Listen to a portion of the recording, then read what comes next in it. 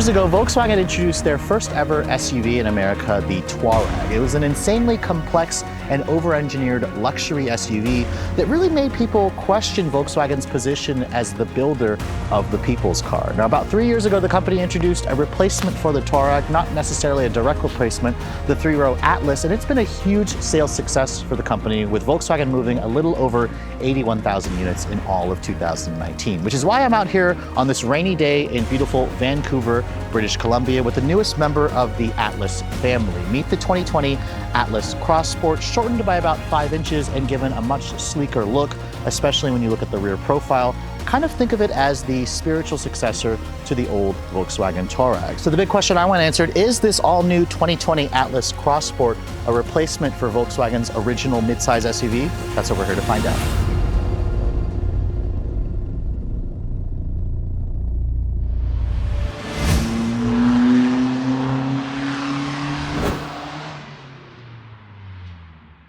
About 3 years ago, Volkswagen discontinued the Touareg name and introduced the Atlas three-row family crossover. Now, they were quick to point out that that vehicle was not a direct replacement for the Touareg, because the company also knew they were going to introduce a smaller version of the Atlas family, which is the exact vehicle that I'm showing you here. Now, at a glance, you can see this very much looks like the regular three-row Atlas, although it does have a slightly unique front fascia, which it won't be unique next year when Volkswagen introduces the refreshed 2021 Atlas. As you can see, this particular one here that I'm showing you is the SEL Premium, equipped with the R-Line Sport package. It includes some of the black accents that you see here, the larger grille openings. The one thing that I really like about the Atlas Cross Sport is it comes standard with the company's full LED headlights. These are LED low and high beams. You also have LED daytime running lights. The turn signals, however, are incandescent, but you do get an all-weather fog light. Volkswagen now integrates the fog light into the high beam housing of the actual headlight. And then down here, as you can see, the R-Line version includes this larger grille opening or air intake, which this is actually a functional vent with some of the chrome trim. I think the car looks really good with the R-Line package. It looks a little bit naked if you guys don't go for that sport package. It's like a $2,000 extra charge. Volkswagen offers it on the top 3 trim levels of this vehicle. Now, as you can see here, from this angle, most of you would probably just think it's a regular Atlas, but when you start looking at the actual side profile of this vehicle, this is where you're going to see a lot of the changes for the Cross Sport model. It's about 5 inches shorter overall, as I said, 195 inches long. This is still longer than some vehicles like the Jeep Grand Cherokee, the Ford Edge, the Hyundai Santa Fe, and of course the Honda Passport. It rides on the same 117.3 inch long wheelbase. And of course, because this is supposed to be the sportier version of the Atlas, Volkswagen has actually made the car lower. Overall, it's about 2 inches lower versus the regular Atlas, which is of course going to cut into the cargo capacity and the actual space in the interior of the vehicle. Now, the wheel options, this is the sportier version of the Atlas. So of course you've got bigger wheels and tires. These are a 21-inch wheel that's available when you guys go for the R-Line package. They're wrapped in 265 width tires. So this is a pretty fat tire considering this is just, you know, more of a mainstream brand. You can pick between an 18, a 20-inch wheel, and of course the biggest wheel, the 21-inch wheel option, which I think actually fills out the wheel wells nicely. It really goes with the body lines of this vehicle. Now, of course, coming over to the rear end of the Cross Sport, this area here, some of you may love it, some of you may hate it. Now, typically I don't like these coupified, swoopy SUVs, but I have to admit, I actually really like the design of the Atlas Cross Sport. It's kind of, you know, again, sleeker here. It's a little bit squatted down. It gives this thing more of like, not necessarily a coupe look for me, but just something more distinctive, especially when you look at the Honda Passport, which literally just looks like a Pilot or an Explorer when you look at the back of that vehicle. Now, as you can see here, full LED taillights are included. You actually have LED turn signals, which is weird because the front doesn't have LED turn signals. You've got this chrome bar that goes across the middle of the rear of the vehicle, which kind of accentuates the width of this car. This car is around 78 inches wide. It's a fairly large car. It's about 6 inches wider than the Tiguan. So again, if that was too small, this is going to have your name all over it. Now, underneath here, unfortunately, Volkswagen has succumbed to those fake exhaust tips. The company actually calls this exhaust trim, which I really don't like. It tries to look like a quad outlet setup with the chrome trim here and there. I really wish Volkswagen would do away with this, but again, overall, I like the clean look of the rear end, minus those fake exhaust tips. Now, opening up the trunk capacity, you're probably going to assume this is a little bit smaller than the regular Atlas, which you'd be correct. This thing still has a fairly good amount of space. As you can see, we've got all our camera gear here, and you still have plenty of space. The company says you get around just over 40 cubic feet of space with the second row seats up. Remember, the third row has been deleted for the Atlas Cross Sport because this is their 2-row vehicle. If you fold down those second row seats, you get around 78 cubic feet of space, which is still still very good. This is more than what you're going to find in a lot of the compact SUVs, but just remember that the regular 3-row Atlas has roughly around 10 more cubic feet of storage space versus this car. Check my lens, please, Alex. Alrighty there. Very professional of you. Now, hopping inside the Atlas Cross Sport, you can see the interior is very similar to the regular Atlas, just a new steering wheel, which we'll talk about that in just a moment. When you shut the door, it has a really nice solid thunk, which is pretty similar to the last Atlas that I drove. And for reference, here's the key fob for the vehicle. As you can see, this is the current Volkswagen key fob. It's a little bit of a smaller key versus their older switchblade design. It doesn't feel quite as sturdy. It's a little bit plasticky, but this car does come standard with the company smart key access system with push button start. When you start the vehicle up, you can see this one here is the SEL Premium with the R-Line package. So this has basically all the tech, all the luxury features that you can get in the Atlas Cross Sport. And the one thing that really stands out that I mentioned earlier, this new steering wheel. It has an entirely new design. It has the new Volkswagen emblem, which is a lot slimmer. It looks kind of like the classic Volkswagen emblem, but a little bit more modern. I'm just really happy to see a new steering wheel here because Volkswagen had been using the same steering wheel for like the last decade and a half. Now, you should keep in mind as well that this interior with the new steering wheel will basically make its way into the 2021 Atlas when it goes on sale later this year. But regardless, let's look at the interior materials, because in the past, Volkswagen used to be kind of at the top of the segment. They used to be like discounted Audi, but it didn't feel like a discounted Audi. Nowadays, they're kind of very just class competitive. I mean, I do like the dashboard here where it has this, soft touch injection molded plastic with the faux stitching. There's this nice big storage area over here, which actually has like a slip resistant material so your phone won't slide around. On the door panels here, you have soft touch materials on the upper portions, a chrome accented door handle, which actually is aluminum. The window switches, they're one-touch automatic for all four, which is nice. The switches themselves don't feel quite as sturdy. It doesn't feel like an Audi like some of the older Volkswagen products. And then over here on the center stack, you can see this is the same dash design as the regular Atlas. This is the 8-inch Volkswagen CarNet infotainment system. It does include things like Android Auto, Apple CarPlay, and then their Mirror Link, which is nice. The screen itself is actually the bigger option between the smaller 6.5, but it does look a little bit small, especially when you have this big dash. I kind of wish Volkswagen would get rid of the, touch sensitive buttons here and maybe just kind of expand the real estate of the screen, go to like a 10-inch display. That's kind of where the competition is going. The screen, however, is very crystal and clear. It's an HD screen, as you can see here when you've got the Apple CarPlay pulled up. It takes up the entire screen, which is nice. Going back to the Volkswagen system, you can see this is fairly easy to use. I like the fact that there are some shortcut buttons. If you go into the nav screen here, you can also pull up navigation. You can also put it on the digital cockpit display. I've showed you this interior before, so I'm not going to go too much into that with this, but just know that this layout here is standard on the top of the line version, so that's something to keep in mind. You also get features like heated and cooled seats, which Volkswagen lets you turn on both heated and cooled at the same time. That's always been a German car thing. You also get a heated steering wheel, which is nice. The seats themselves are kind of like a 10-way power on the driver's side, but the passenger side doesn't have the same kind of lumbar adjustment. And they're also quite comfortable. I like the contrasting stitching here. VW says that they have really spent some time giving us more colors. So you can also get this interior with a red option, like a burgundy maroon, which is also a nice addition to the beige and the black. On the door panels, there's some contrasting stitching, which was a new addition, which we'll see onto the 2021 regular Atlas as well. When you put the vehicle into reverse, you can see it's got a backup camera. It also has a full 360 camera as well, and the resolution is pretty good. This is very, top of the class in terms of the mainstream qualities. It's just, remember, on a slightly smaller screen. So Volkswagen used to be kind of behind in the infotainment system department, and they're pretty much, caught up to the, class levels. Now down here at the center stack, you've got dual zone climate control. You've got a wireless phone charger down here with some nice storage. There's actually a good amount of storage in this vehicle, which is good because typically, these are used as family cars, so having that carried over from the Atlas family crossover means that you have all this storage. Your drive mode selector is down here. You can cycle between an eco, normal, sport, and custom. There's also a terrain selector response control here where you can go into like an off-road setting if you want. Remember, this car has about 8 inches of ground clearance. This car also offers parking sensors, the 360 camera, and you can also activate the automatic parallel parking feature, which also is a really nice feature that not all the competitors offer. Now, this center console here is nice and padded.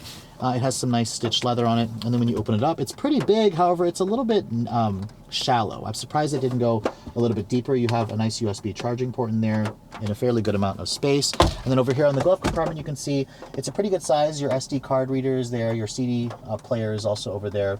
but it's damped, but it's not lined with felt. And above me, this particular one here has a massive panoramic sunroof, which does come on the top trims like this one. It's a really nice addition. It really lets in a lot of light into this cabin, especially if you guys go for the darker trims. But overall, I think the interior is very class competitive. It's very roomy. It's very easy to see out of. It's full of the features that most buyers want. Just know that it's not the full-on, luxury spec, or it doesn't feel like a luxury car anymore the way that the old Volkswagen Touareg did, if you guys had one of those vehicles. So even though the Atlas Cross Sport is smaller on the outside versus the 3-row Atlas, the second row actually has more legroom back here because Volkswagen, again, moved the seat back to make this car more accommodating for second row passengers. The company says you get around 40 inches of legroom back here, which is about 3 more inches. And as you can see, it is incredibly cavernous back here. Even the floor is almost completely flat, which makes seating 3 people across pretty easy. You have nice little touches here, like 2 USB ports, an actual power outlet. You have 3-level heated seats back here, and then your own set of rear seat climate controls. I'm not really the biggest fan of the plasticky buttons and materials back here, especially when you touch the door panels, because it's not the same soft touch material that you get in the front, but you do have this thing, this armature that folds down that gives you 2 cup holders. And then the seats themselves, they don't actually slide forward and back, but you do have the ability to kind of recline them a fairly good amount, so I can get comfortable here pretty well. And this fully loaded version also has this manual sunshade here, which is nice in addition to the LED lighting and the view that you get from the panoramic sunroof. So overall, if you're looking to put, 3 full-size adults back here, the Atlas Cross Sport is one of the most spacious rear seats in the segment.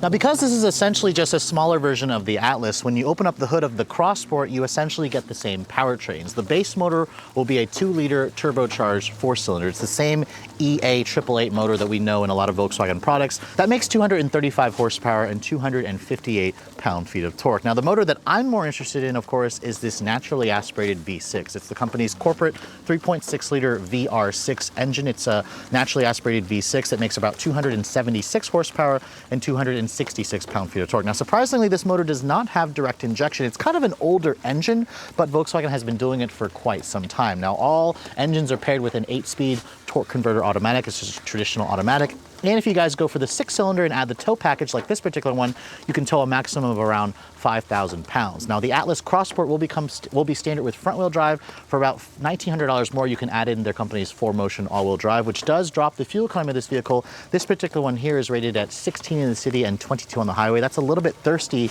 even for this class of vehicle. Thankfully, it only uses regular gas. If you guys go for the 4-cylinder model, that'll improve about 3 mpg to around 22 or 21 mpg, depending on if you guys go for the front drive or the all-wheel drive model. Now, this car is about 150 pounds lighter than the regular 3-row Atlas, but it's still a relatively heavy car. This one here, as it sits, is around 4,500 pounds. So we're back in Vancouver, Canada, heading up to Whistler, and of course I've got my drive partner Alex Dykes from Alex on Autos. In the back is my camera guy Rob, so you might see him making funny faces in the back as well. But we're all gonna drive! But we are driving the new 2020 Atlas Cross Sport, which Alex and I, we've driven the Atlas a few times. Atlas is one of my top picks in the 3-row. It is, because you always like to brag about the fact that you can fit 3 child seats across. Which, someone's remembered. But Audi also brags about that as well in the Q7. That's true. You can do that in the Q7, although I'm skeptical because the Q7 is more narrow than this car. But regardless, the Cross Sport is 5 inches shorter. It's 150 pounds lighter. And the Atlas, the regular one, I wasn't really the biggest fan of how it drove because it feels like an American car to me. It's very big feeling. It's really like soft. Yeah, she's a big girl. Yeah, and the thing is this car is basically the same width.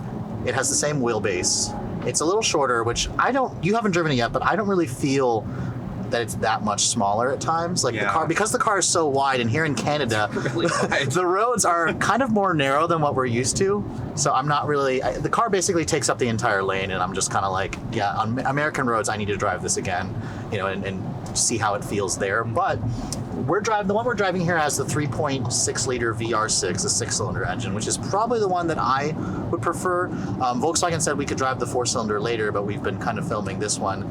Yeah. And I have to say, this thing still feels very big. It still feels very soft, which is fine because it's got a good ride quality right now, although we were on some choppier roads earlier and it was kind of a little bumpy. Remember, these are 21-inch wheels. We don't have anything fancy like air suspension. But I would say we do have 265 with tires, which is way wider than the 3-row Atlas. Yes. We lose a little bit of weight and we get way wider tires, which I was surprised by. I kind of expected them to just give us the same ones. Yeah. So let me go over to the sport mode here. I'm going to floor it for a second. 7.5. Yeah, I mean, I think you said in your testing was like 7.4 seconds. Yeah. This feels pretty similar. The engine, though, is pretty smooth, and it actually sounds decent, so that's one of the reasons why I would go for the 6. The 4-cylinder has about the same torque, but about 40 less horsepower than this. It still feels a little soft. I mean, if you were going to compare this to the new Chevy Blazer, the Blazer's a little bit faster, the Passport's a little bit faster. The Edge is also a little faster because you can get it with the twin-turbo 6. So this is probably on the slower end of the segment. Passport is a little faster, but it has the 9-speed, which is not so great. Not a great transmission. And the Outback is a little faster with the turbo, but it's got a CVT. Yeah. So it just depends on what your flavor is, what your cup of tea is. But if you want a naturally aspirated V6 with a good 8-speed torque converter automatic, this is there. Just know that it's not going to win those drag races, but you don't buy this to go drag racing. Now, with the 3 of us on board here with all of our stuff, the car feels like it has adequate power. It's very quiet in here. Also, Volkswagen's been doing a good job in making their interiors quieter. But on this curvier road, this is not the one that I'd want to be in. To be hustling, on these corners. I'd actually rather be in the Outback because it's the smallest, really, and it's a wagon. And it just feels more car-like. The Outback feels kind of soft, but I think the biggest problem in my head is that if you don't mind soft and you don't mind big. Then there's a Grand Cherokee for the same price with a 5.7 liter V8. Right, and Alex is going to basically, well, you're going to be touting up the Grand Cherokee because he owns a Durango, which I'm not actually. I think if I was in this segment, I would go cheaper, and I would go for bargain basement Santa Fe. Santa Fe. It's big, it's cheap, because you can get Santa Fe for RAV4 money. You're not going to get this power, but you could. RAV4 money. Now, the Santa Fe is considerably smaller than this car. We've been spending like the last 3 hours, and it has a lot of room in this thing, which is really nice for Americans. That's probably the reason why VW was able to sell over 80,000 Atlas crossovers last year, which is a really great number. I mean, it outsold a lot of legacy ones that have been out there. Like for example, you like to talk about how the Mazda CX-9 been around for such a long time, but it's got really terrible sales, which is a shame. Yeah, it's very sad. But this thing, I wouldn't be surprised if this car probably outsold the Subaru Ascent, and the Subarus are really, I believe it did. Yeah, the Subarus are a really strong competitor as well. But I want to try out the power again really quick. It's not really a complete straight, but I just want to floor it from a street racing here. illegal. It's not. Got people coming. Oh.